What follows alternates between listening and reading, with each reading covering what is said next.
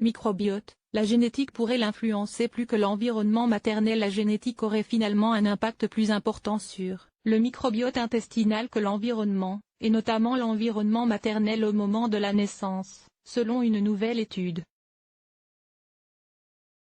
La naissance par voie vaginale est connue pour transférer le microbiote, ou flore, intestinal de la mère au nouveau-né. Cependant, la génétique aurait un impact plus grand sur la composition et la diversité du microbiote que cet environnement maternel. Par ailleurs, le fait de prendre des probiotiques n'aurait qu'un effet bénéfique à court terme. C'est en tout cas ce qui ressort d'une étude publiée cette semaine dans la revue Applied in Environmental Microbiology.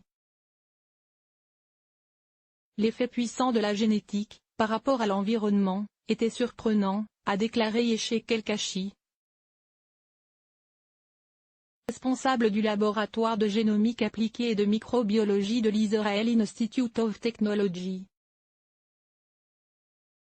C'était également décevant, car cela laisse penser que les avantages des probiotiques pourraient durer aussi longtemps qu'on les prend, a ajouté le scientifique.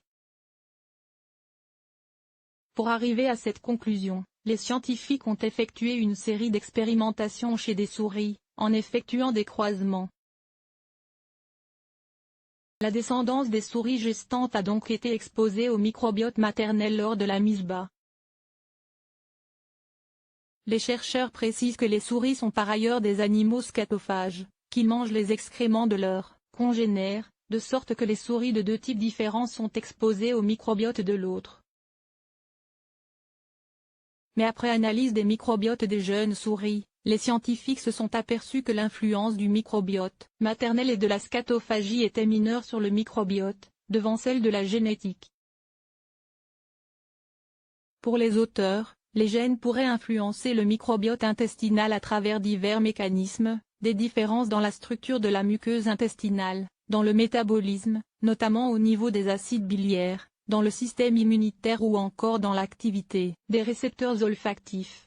Bien que prudents sur le fait d'extrapoler ces résultats à l'homme, les scientifiques soulignent que d'autres études soutiennent cette hypothèse de l'importance de la génétique, certains gènes étant associés chez l'homme à des espèces microbiennes spécifiques. Source: Science Daily.